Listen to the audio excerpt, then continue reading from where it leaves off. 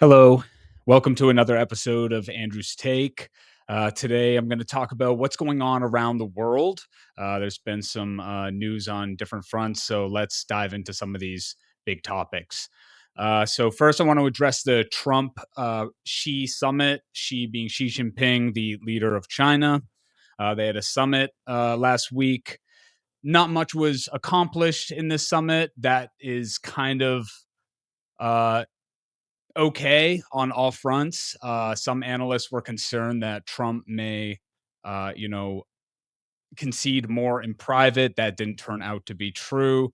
In fact, both sides were very good at appearing to give something while actually giving nothing. And able to put on a diplomatic and peaceful face for the world, which is always good between the two biggest economies and military powers. So that was good. She did promise to purchase some US commodities, but the Chinese have said that before and they've reneged. So who knows if that'll actually happen. On the geostrategic front, both sides essentially, they, again, like as I said earlier, they gave nothing while appearing to give something. So, she on his stance on Iran, he's basically like, I want the war to end. The war is bad, right? And that's a pretty neutral statement that doesn't really say anything about the moral implications of the war. It doesn't really take a side. And Trump, for his part, right? He went out and said, that Taiwan should not press for independence. And again, this is something that's been, standing U.S. policy since 1979 when the U.S. changed its diplomatic recognition from the Republic of China in Taiwan over to the People's Republic of China in mainland China. So this is something that's been going on for 50 years.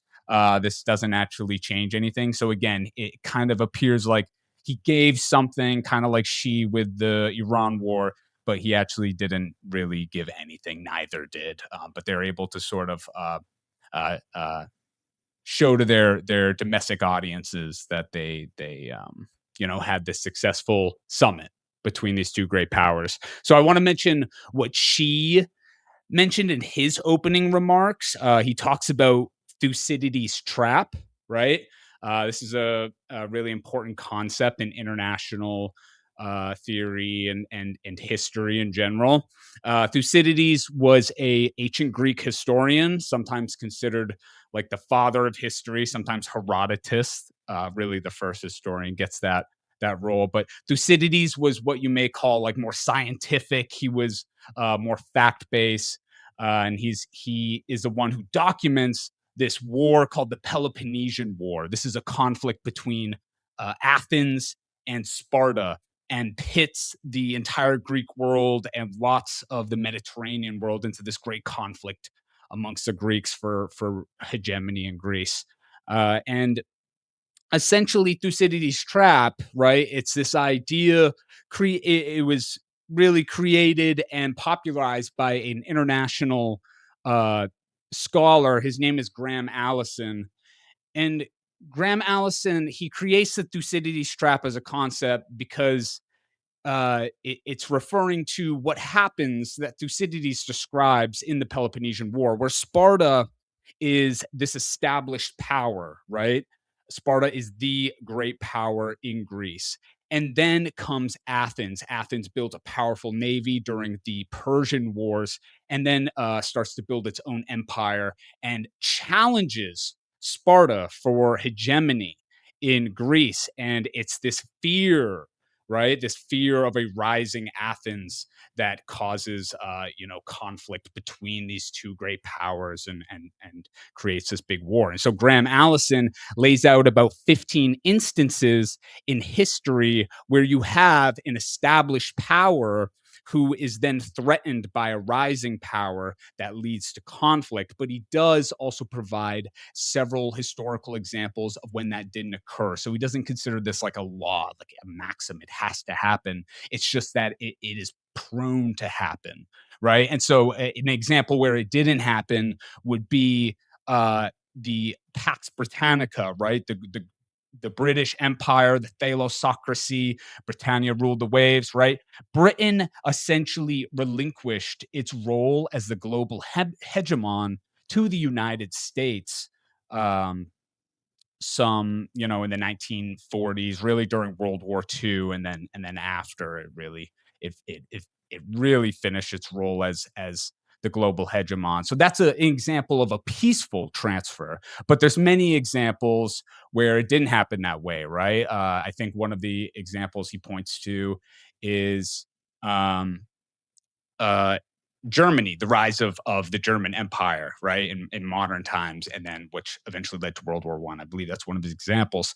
But he lays out some great examples. Okay, so this is a very popular theory amongst not only scholars, right, but clearly amongst world leaders. This is Xi Jinping, who is mentioning Thucydides Trap to Trump, to the Americans in this. So it's a very well known and popularized concept. So it's good to have a sort of an idea of what he meant by that. And so he's referring to the Chinese US dynamic. And it's fair to say that that is sort of what's going on right now to some extent, the early stages. I mean, we have the United States, right? We've been the established power. It's been the American century for 80 years, right? And so we are the established power, and there's been a rising China for the past 2 decades, really.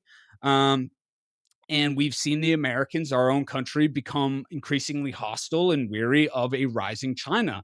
And for plausible reasons. That's not to say it's hysteria or it's not important. It certainly is. This has material effects on people's lives and livelihood.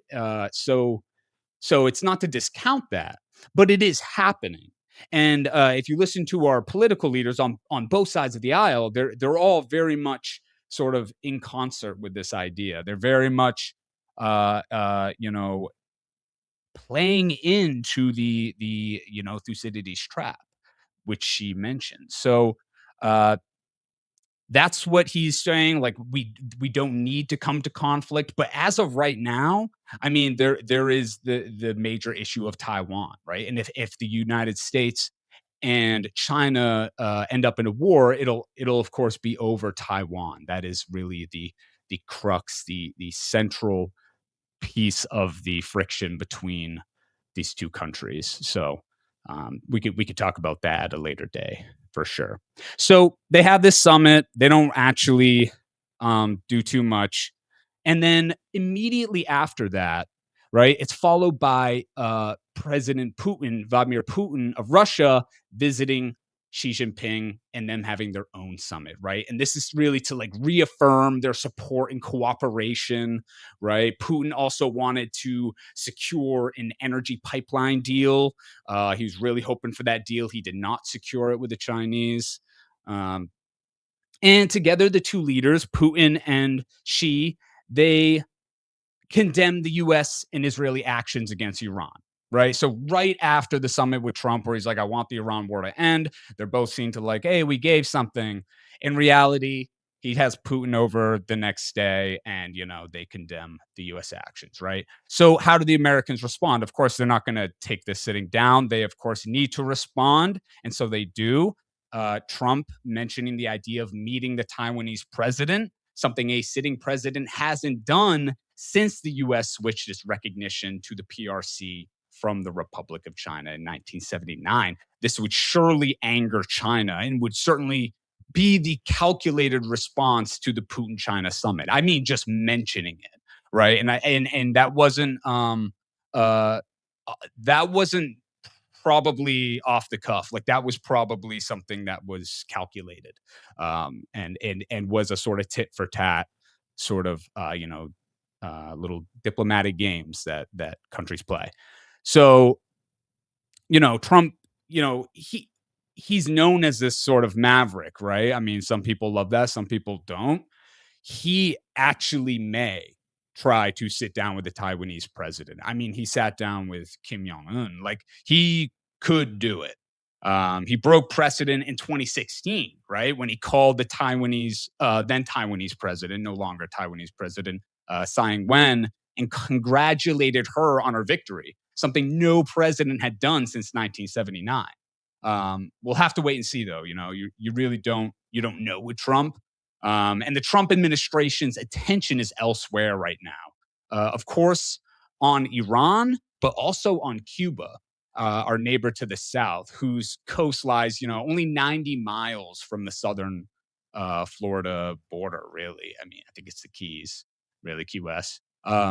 So the U.S. has imposed a stringent blockade on Cuba, and without the cheap energy flowing from Venezuela since Maduro was ousted, and Mexican President Scheinbaum has essentially been browbeaten by the Americans to halt energy exports to Cuba, right? So the U.S. is really applying max pressure right now. They're applying that max pressure. They're prepping, I think, for once the Iran war is settled, for them to move on to Cuba. I think that's gonna where their gaze is gonna turn next. And you can see that they've already started to make some moves there. Secretary of State Marco Rubio, right? He was recently on the news offering 100 million in humanitarian aid to the people, but only if it was distributed by the Catholic Church or other trusted NGOs, right? So this is very calculated, right? Because you don't want to give that aid to the government, who can then claim that it's sort of a way to undermine the government, right? Just like the blockade is. That's what they're trying to do. They're trying to weaken their own. They're trying to weaken the Cuban government's diplomatic position, uh, in preparation for them to go into negotiations. Yeah. So if you're worried about like boots on the ground in Cuba, don't take it from me. Like, I'm listening to experts who are talking about this, and it's just not going to happen. It's not something you should really be worried about. Uh, let alone another war. It's really not likely, right? It could happen. Of course, anything can happen. You can never count it all out. But it's unlikely, especially boots on the ground, right? Airstrikes could happen. Airstrikes, some sort of small, conflict, but very small, very limited. It's more likely that it's going to be negotiation, right? Like, think about how the Iran war turned out compared to how Trump had imagined it in his mind when he entered it. So I think his appetite for military intervention has probably been tempered by the Iran war. So we should just keep that in mind as well. It's more likely that the U.S. is going to offer a deal to the island, possibly to open it up to American firms and tourism. And that's something the administration come back and say like, hey, this is a great victory. Um, and get a easy win in the book. So I think that's probably what they're aiming for. It's unlikely that they'll try to topple the regime through military force, but you can never count it out. In other Western Hemisphere news, right? While we're in the Western Hemisphere, let's talk about the Canadian province of Alberta, which is going to hold a referendum in October on whether to remain part of Canada or to begin the process required under the Canadian Constitution to hold a binding provincial referendum on whether or not Alberta should separate from Canada. So it's like asking the question about whether they should hold an actual vote to leave. It's like a preliminary vote. And this would be Canada's first major test of its unity in decades, right? And, from a geostrategic perspective, Albertan separation would be a major loss for Canada, the United States, and the collective West. Separation would be expensive for everyone. Canada would lose a major source of energy revenue, and 4 million of its relatively small 41.23 million people, right? The US and Canada would now have to, establish diplomatic and strategic relations with an independent Alberta, adding, a new security risk, a new variable to an otherwise incredibly secure area. Honestly, like, the Canadian American border has been, incredibly secure for a very, very long time, centuries. So this would just be, in an unknown and could cause some friction. So these are the things that are going on around the world. I hope you enjoyed this. Make sure you hit the subscribe button if you're not already, and you can follow me on Instagram or Facebook as well. I'll see y'all folks later.